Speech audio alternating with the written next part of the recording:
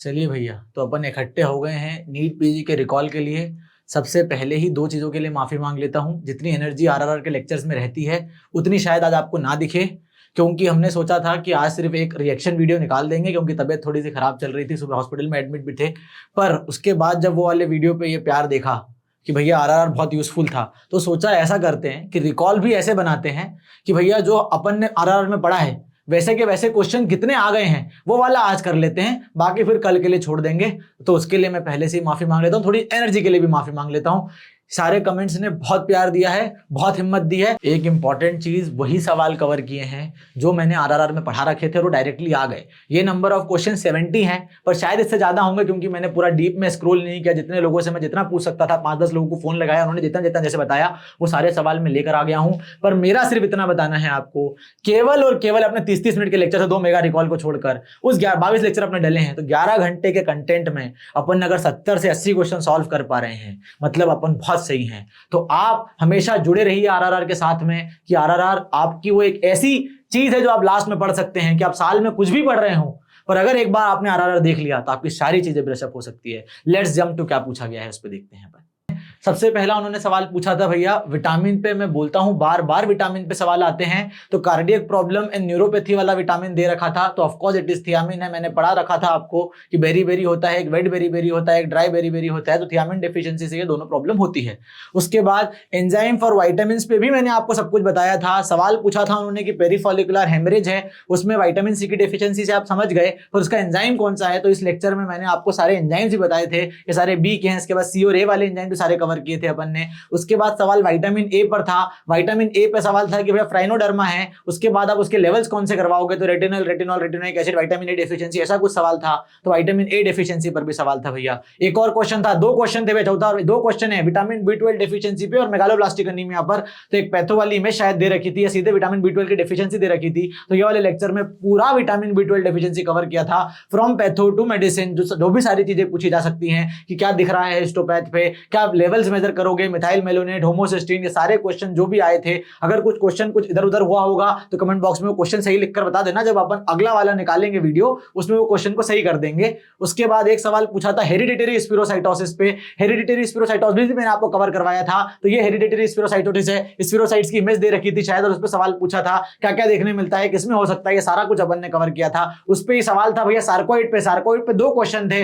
हर बार सार्कोइड मेरा फेवरेट था। सार्कोइड इतने सारे सवाल उससे पूछे गए हैं कि ग्रेनुलोमा कौन सा है, जायंट सेल्स कौन सा है, उसके बाद शॉमैन बॉडी, एस्टेरॉइड बॉडी, शायद एस्टेरॉइड बॉडी पूछी गई थी आज। उसके बाद मैंने और भी सारी चीजें कवर करवाई थी सार्कोइड पे। तो सार्कोइड पे 2 क्वेश्चन थे आज, वो दोनों आपको बनना चाहिए। उसके बाद सवाल था भैया मार्फन पे। मार्फन पे शायद उन्होंने जीन पूछा था, तो जीन का बता दो। मैंने मार्फन और होमोसिस्टीन दोनों का डिफरेंस करना बताया था, और उसके जीन का आंसर क्या है, फिब्रिलिन 1 डिफेक्ट कौन सा क्रोमोसोम में 15। तो मार्फन पे सवाल था। एक लॉन्ग टॉल आदमी था, उसको लेंस ऊपर ऊपर था, ऐसे ही सवाल था। कुछ सवाल में अगर कुछ गलती हो रही है, क्योंकि अपन ने जितने हमारे महाशय बैठे थे, हमने उन लोगों ने भैया हमको जो जो बताया हम आपके सामने ले आए हैं। थोड़ा अनफिल्टर्ड है, अगर आप कुछ बताएंगे कि इसमें ये कमी थी तो अपन अगले बार फिल्टर्ड करके दे देंगे उसको। उसके बाद सवाल उन्होंने पूछा था भैया फिनाइलकीटोनुरिया का, फिनाइलकीटोनुरिया में क्या क्या करना है। तो फिनाइलकीटोनुरिया पे एक सवाल था। अब सवाल में ये कंफ्यूजन था कि उन्होंने क्लिनिकल पिक्चर पे पूछा था कि उसकी यूरिन के ऑर्डर पे पूछा था, पर इस लेक्चर में अपन फिनाइलकीटोनुरिया पे सारे सवाल कवर कर लिए थे। तो फिनाइलकीटोनुरिया हो गया। उसके बाद फेरेंजियल आर्चेस पे एक सवाल बार बार पूछा गया था। फेरेंजियल आर्चेस पे कौन सा सवाल पूछा गया था, उन्होंने एक शायद नेक की इमेज दे रखी थी, मोस्ट प्रोबेबली शायद पैराथायराइड था, कुछ और भी ग्लैंड हो सकती है।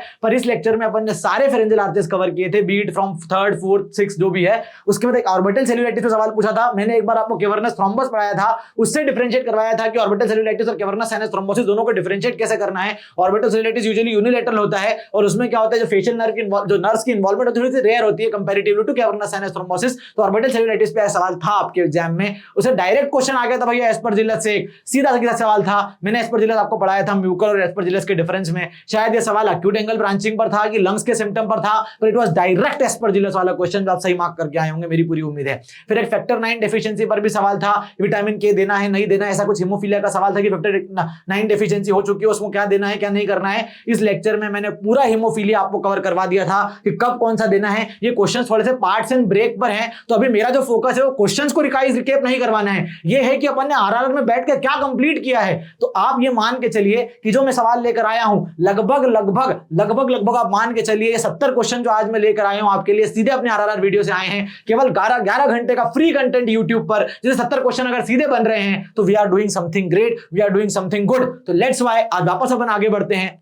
क्या करना है अपने को, एक और सवाल उन्होंने इन्वेस्टिगेशन ऑफ चॉइस और गोल्ड स्टैंडर्ड पे बहुत पूछा था, तो मैंने पूरा लेक्चर ही ऐसे ले रखा था भैया कि इन्वेस्टिगेशन ऑफ चॉइस को कैसे पहचानना है, बेस्ट इन्वेस्टिगेशन को कैसे पहचानना है, गोल्ड स्टैंडर्ड इन्वेस्टिगेशन को कैसे पहचानना है, ये सारे सवाल अपन ने कवर किए थे।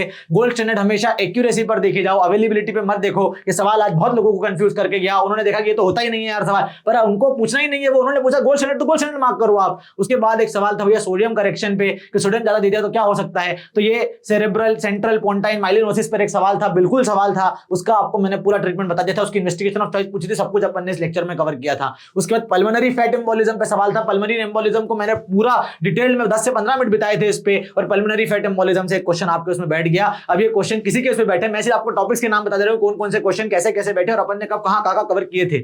उसके बाद एक सवाल अमाइलॉइड पे था, अमाइलॉइड हो रखा है, कैंसर है, उसको टीटीएफ है, उसका कौन सा कैंसर है, usually most commonly amyloid thyroid के कौन से कैंसर में दिखता है, मेडुलरी वाले में दिखता है, तो शायद मोस्ट प्रोबेबली इसका आंसर आपका मेडुलरी वाला है, तो मेडुलरी वाले में आपको अमाइलॉइड दिखता है। अमाइलॉइड की और बाकी सारी चीजें भी अपन ने कवर की थी।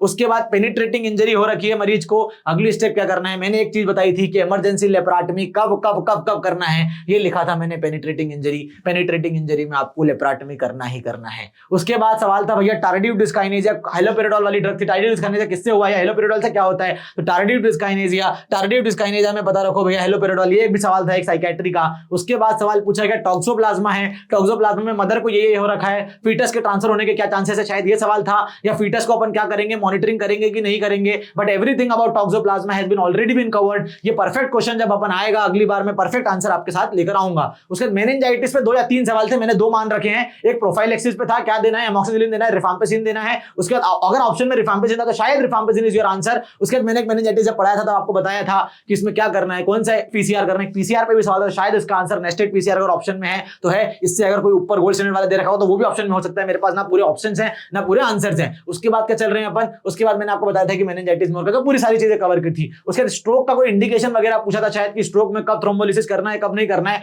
All and everything about stroke MI thrombolysis की अपन कवर कर चुके थे। उसका टेस्ट और नीमन-पेक का डिफरेंशिएशन मैं बार-बार बताता हूं आपको, टेस्ट में हेपेटोस्प्लीनोमेगाली नहीं मिलेगी। इसमें सवाल पूछा था कि GM1 गैंग्लियोसाइड है कि GM2 गैंग्लियोसाइड है, each and everything was covered. उसे फियोक्रोमोसाइटोमा में ड्रग कौन सी देंगे, मैंने आपको बताया था फियोक्रोमोसाइटोमा में प्री ऑप ड्रग कौन सी देना है, फिनॉक्सीबेंजामिन देना है, तो दिस वाज द आंसर जो आपको पूछा गया है आज। उसके सर्वाइकल कैंसर में हाइड्रोनेफ्रोसिस कौन सी स्टेज है, जब मेगा रिकॉल में करवा रहा था उसे मैंने बताया था कि आपकी जो हाइड्रोनेफ्रोसिस वाली स्टेज है it is 3B is hydronephrosis, यही सवाल उन्होंने पूछ लिया था आज। उसके बाद उन्होंने अनीमिया मुक्त भारत पे भी सवाल पूछा कि 10 और 10 से 19 साल की महिला को आप कितना डोज देंगे भैया, तो मैंने अनीमिया मुक्त भारत को पूरा कवर करवा दिया था कि आपको डोज कितना देना है, गोली का कलर कौन सा है, प्रेगनेंसी में कौन सी देना है, लैक्टेशन में कौन सी देना है, each and everything about anaemia मुक्त Bharat was easily and completely covered. उसके एपिस्टैक्सिस से सवाल पूछा था कि फर्स्ट आर्टरी कौन सी लाइगेट करोगे, तो सारे किज़लप्लेक्स प्लेक्सेस से लेके वुडरॉस प्लेक्सेस सारे प्लेक्सेस फर्स्ट आर्टरी कौन सी लाइगेट करोगे, सब कुछ हमने इसमें बता दिया था, सारे आंसर्स आपको मिल जाएंगे यहां पर। उसके बाद पीएससी है तो पीएससी पे भी सवाल पूछा था उन्होंने कि अर्बन पीएससी एक पॉपुलेशन दे रखी 90,000 था शायद, उसमें अर्बन पीएससी की कितनी पॉपुलेशन हो सकती है ये भी सवाल था एक, तो PSC CSC male health worker anganwadi worker everything was covered in this lecture as well. उसके बाद सवाल था ब्रेस्ट कैंसर में शायद 2 या 3 सवाल थे, इनफैक्ट 4 भी हो सकते हैं पता नहीं है, पर मैंने 2 माने हैं। क्या सवाल था, एक मेटास्टेटिक कैंसर है, बच्ची चाहती हो इलाज हो पर उसकी मां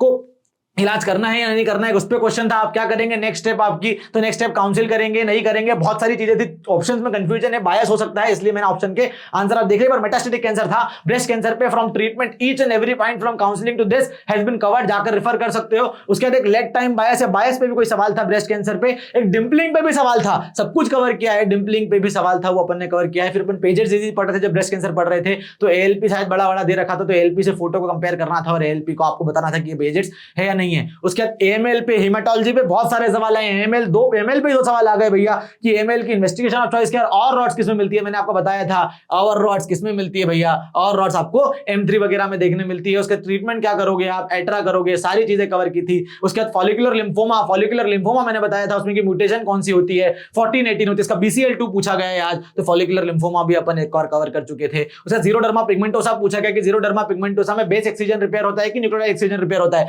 मैंने दोनों आपको डिफरेंशिएट करना बताया था कि it is nucleotide exchange repair is xeroderma pigmentosa, कैसे याद रखना है। उसके बाद एडिनोमायोसिस एंडोमेट्रियोसिस पे 2 सवाल आए हैं। एक इनलार्ज यूट्रस थिकन यूट्रस दे रखा था तो इट वाज एडिनोमायोसिस, और एक एंडोमेट्रियोसिस पे भी सवाल था, एंडोमेट्रियल कैंसर पे भी सवाल हो सकता है वो वाला। एक बीसीसी पे भी सवाल था, रिकॉल नहीं कर पाया शायद, एल्डरली की हिस्ट्री थी और कैंसर दे रखा था, most likely it was BCC. उसके बाद पॉक्सो एक्ट पूछा था, पॉक्सो एक्ट में ये सवाल पूछा था कि भैया पॉक्सो एक्ट में बच्चे जो हैं वो मेल फीमेल दोनों को लेंगे कि केवल फीमेल को लेंगे, ये नहीं बच्चा इस पॉक्सो भैया, तो पॉक्सो अपन ने पढ़ा रखा है। उसके बाद बर्न जब मैं पढ़ा रहा था तब मैंने बोला था कि एस्टारोटमी कब करना है आपको, जब सर्कमफेरेंशियल बर्न हो टू रिलीव प्रेशर आपको क्या करना पड़ेगा, एस्टारोटमी करना पड़ेगी, ये सवाल पूछा गया है। उसके बाद कंसेंट पे एक सवाल पूछा गया था कि 25 साल का आदमी है, 16 साल की लड़की है, कंसेंट की दिक्कत है या नहीं है, तो ऑफ कोर्स अगर लेस देन 18 इयर्स की फीमेल है तो कंसेंट नहीं दे सकती भैया, ये सवाल पर पूछा था डायरेक्ट कंसेंट से उन्होंने। उसका टेस्ट क्या पूछा था, उन्होंने पूछा था पीएसएम से कि टेस्ट कौन कौन सकता था, हीमोग्लोबिन अगर ग्राम में दे रखा था या परसेंटेज में दे रखा था उससे डिफरेंशिएट हो जाएगा, अगर प्रोपोर्शन दे रखा था तो answer was chi square test, और अगर ग्राम परसेंटेज दे रखा था तो इट वाज टी टेस्ट। ये दोनों अपन ने सारे टेस्ट पढ़ रखे थे। उसके बाद कौन सा वेक्टर, जब मैं वेक्टर्स पढ़ा रहा था तो देखा तो कौन सा वेक्टर सरफेस के पैरेलल होता है, तो of course it is malaria. सारे वेक्टर्स के बारे में अपन ने एक चीज पढ़ी थी, फोटो भी देखी थी इस लेक्चर में अपन ने, तो कौन सा वेक्टर सरफेस के पैरेलल रहता है, सवाल पूछा गया था।